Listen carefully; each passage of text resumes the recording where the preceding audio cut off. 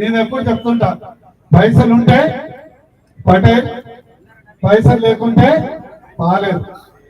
పైసలుంటే పటేలు, పైసలు లేకుంటే పాలేరు.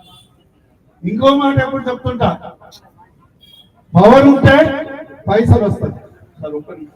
అయితే ముఖ్యంగా ఈరోజు చేస్తున్నటువంటి ధర్నా కార్యక్రమం ఒకటి, 42% ఏదైతే స్థానిక సంస్థల్లో రిజర్వేషన్, దాంతో పాటు కామారెడ్డి బీసీ డిక్లరేషన్,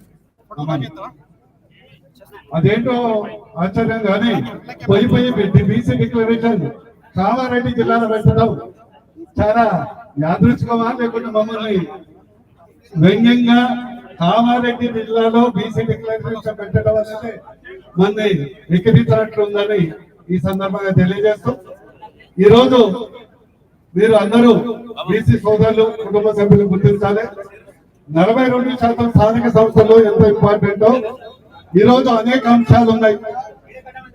ఈరోజు కాంగ్రెస్ ప్రభుత్వం మొదటి బడ్జెట్ సెషన్ లో చట్టబద్ధత కల్పిస్తూ బీసీలకు 1,00,000 కోట్లు, ప్రతి సంవత్సరం 20,000 కోట్లు ఇస్తామని మేనిఫెస్టోలో పెట్టడం జరిగింది. దానికి రాజ్యాంగం అడ్డం రాదు కదా, కోర్టులు అడ్డం రావు కదా, 9th షెడ్యూల్ అడ్డం రాదు కదా, మరి రేవంత్ రెడ్డి గారు ఎందుకు చేయలేదు? అదే విధంగా ఈరోజు వైన్ షాప్ నుంచి వైన్ షాప్ వరకు, ముసుక నుంచి గ్రనైట్ వరకు తెలంగాణ రాష్ట్రంలో 1,00,000 కోట్ల వ్యాపారం అవుతుంది. ఈ రేవంత్ రెడ్డి గారు ఏం చెప్పారు, అయ్యా బీసీలు చాలా పేదోళ్ళు, ఈ 1,00,000 కోట్ల వ్యాపారంలో 42% బీసీలకు ఇస్తామని చెప్పారు. 42% బీసీలకు ఇస్తామన్నారు. మరి దాని కోర్టులు అడ్డురా, 9th షెడ్యూల్ అడ్డురా, ఎందుకో చేయలేదు. బీసీల బతుకులు మారుతుంటాయి కదా. ఈరోజు వైన్ షాప్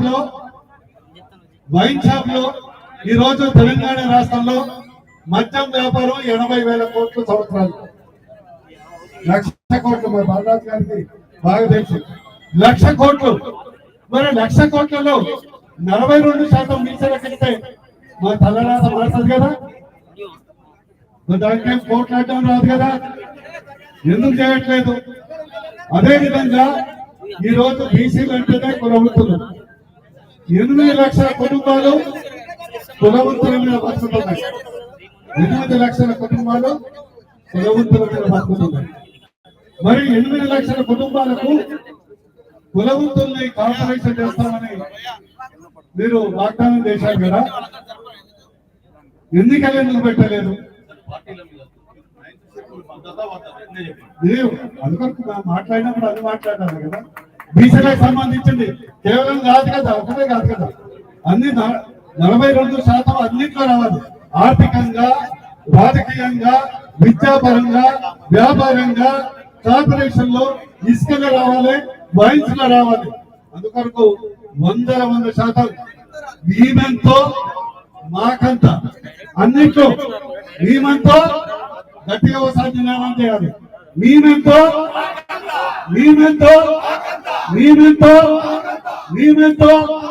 అన్నింటిలో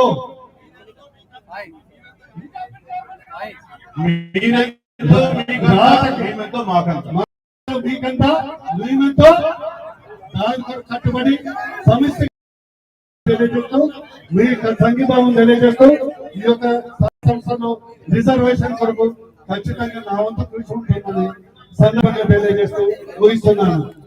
బీసీల ఐక్యత. Thank you.